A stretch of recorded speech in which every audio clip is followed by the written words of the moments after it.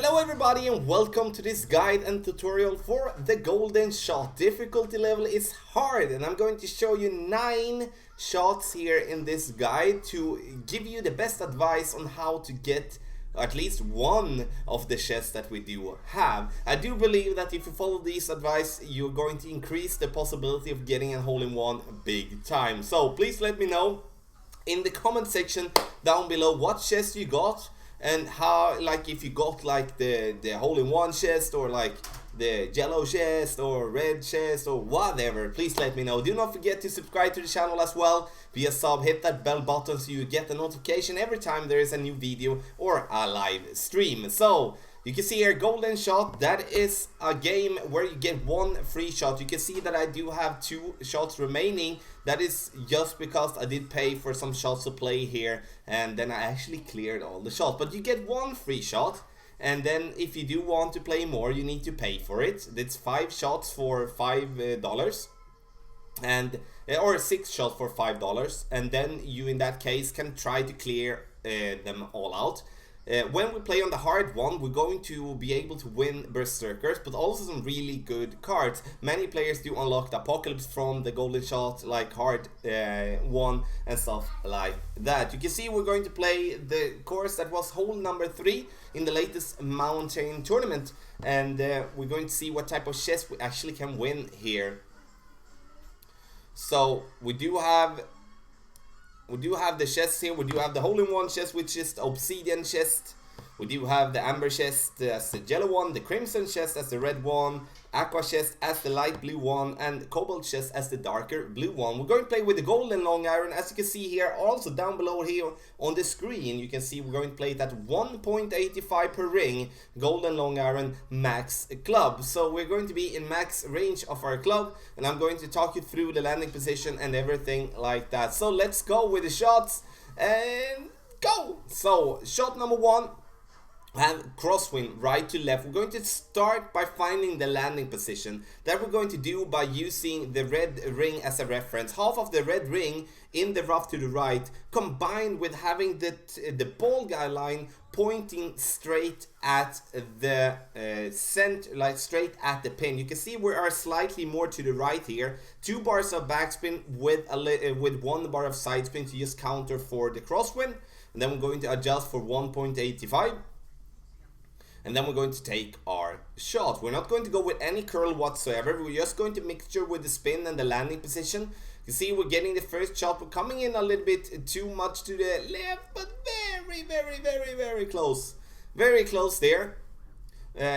So we got the amber chest on this shot. And as you can see here again, and I'm going to repeat myself a lot of times so we do get it stuck in our head. The landing position, half of the red ring inside the rough on the right, combined with having the ball guideline pointing straight at the pin. There is where we do want to find our landing position when we take all the shots. Now we had crosswind right to left. I'm using 1 bar of side spin, but I would suggest to you for you to use 2, and you're going to see later as well. 6.2, same, try to find the same landing position, half the red ring, and at the same time we're going to focus on getting the ball guideline as straight towards the pin as possible. And then we're going to play 1.5 bar backspin when we do have some headwind, 1.5 bar of side spin to the left as we're having some crosswind combined with headwind, so we basically are in between with some southeast wind. And again, I'm going to take it in the end. I'm just talking ourselves through the shot, what I'm actually are doing. 1.85 per ring again, and then you can see here we're coming in with a nice bounce. We're going to roll down towards the pin, good speed, coming in a little bit more to the right, and there it could just tell us there that we do need to have a little bit more side spin to the left. So something that we need to apply, 2 bars of side spin to the left or to the right if we do have more crosswind than we do have, like, let's say in between, like let's say this type of wind. Here I would be playing with 1.5 bar side spin instead, as we're having like northeast wind. So again, same type of position with the ball guideline. Now when we do have tailwind, then we do want to play with the 2.5 bar of backspin, 1.5 bar of side spin to the left, and then we're going to adjust to 1.85 per ring, which is going to give ourselves around 3.2 per ring. And again, the landing position, half of the red ring in the side, the rough on the right. We'll hit it perfect, and you can see here that we're coming in a little bit too much to the right again, second time in a row, and that could be that we should be using a little bit more side spin. It looked like we're using a bit less than 1.5, but now we're down to technicalities here, and the important is that we're getting the speed right, and now we need to find a way to get the direction right as well. 5.8, now we're going to have some headwind, and now we're going to play with 1.5 bar of backspin, 1 bar of side spin to the left. And if I'm having straight tailwind or straight headwind, then I'm going to play with 1 bar of side spin to the left to just help ourselves getting a more straight bounce when landing the first bounce on the fringe. We are adjusting our 1.85. The reason I'm adjusting from this direction is because it's easier to adjust the rings from this angle than it is from the other angle as we're adjusting uphill. Getting to bounce, coming in slightly too much to the left this time, and then it could be easy for us to tell us like, okay, maybe we should be staying away from the side spin there. But we get to upgrade the Goliath, which is awesome on that account. So okay, let's focus now in getting the rest. Now it's time to really dial in. 6.9, you can see we're having wind that is like a little bit more crosswind than it is like northwest wind. Still the same type of adjustment here. 2.5 bar when we do have some tailwind, 2 bars of side spin to the right. As we do have a little bit more crosswind, then we do have again a little bit more then we would be having a little bit more tailwind. 1.85 per ring. We're going to play this one 3.7 rings. And then we're going to hit the ball perfect. You see, we do have 2 bars of side spin to the right. We also, as you can see, the landing position were very good. Oh, we are getting very close there. So, okay, we're starting to dial it in here now. Okay, so with crosswind here, we are using 2 bars of side spin to either left or right, depending on the angle of the wind.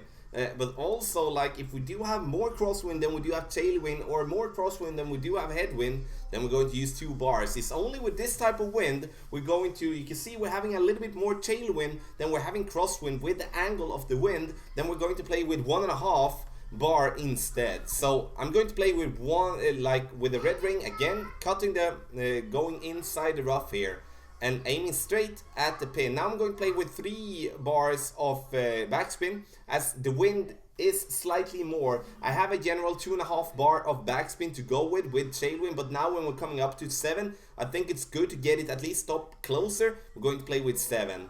3.8 rings. And you can see here with the setup, 1.5 bar side spin to the right. We're having 3 bars of backspin, and then we are adjusting our rings, landing position perfect.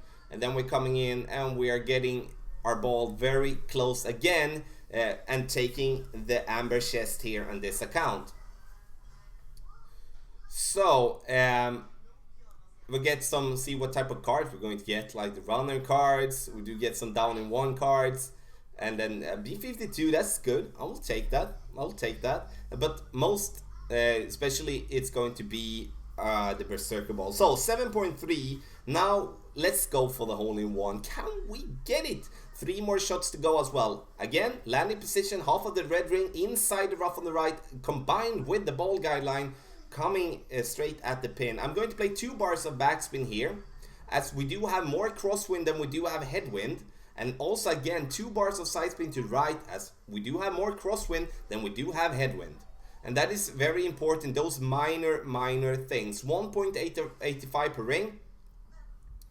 And I'm going to hit it perfect. And this one is going to be very close, guys. This is going to be very close. Can we get it in? Can we get it in? Come on! No! So close. Very happy with that shot, though. So 2 more shots to go. Now I'm changing account to my Tommy No Glove account. And let's go for the last 2 ones. First for here. So 7.1. We do have some more crosswind than we do have tailwind. I'm going to play with the 2.5 bar of backspin here. And I'm going to actually go with 2 bars of side spin here as we're coming in, as I said, when we have more crosswind than we do have tailwind. Same landing position as we have been before, and we're going to play this one 4.1 rings. Let's make it happen. Can we get it in for an hole-in-one? We are definitely been getting very, very close now. Get it to bounce. We get it to bounce. Come on, come on, come on, come on. No! Oh my god, we're getting close. So can we finally end it with a hole-in-one with the last shot here after this ambush chest? Let's see. Get some rough cutter, some machete cards. We do get some Sahara cards, the claw, but the best ones, the berserker balls. Let's go here now, and now we're going to play with 7.8 more crosswind. More tailwind than we do have crosswind. And I'm repeating myself, I know, but it's important for us to just hear it more. Half of the red ring going inside the rough on the right, combined with the ball guy line straight at the pin. 2.5 bar backspin, and we're going to go with 2.5 bar of side spin to the right. Exactly as we wanted. 7.8 is going to give us a little bit more to adjust for. We're going to play this one 4.3 rings, or like 4.2 rings, approximately like that. I'm going to hit it perfect. Let's go. Get it to bounce. Come on, sit and get in.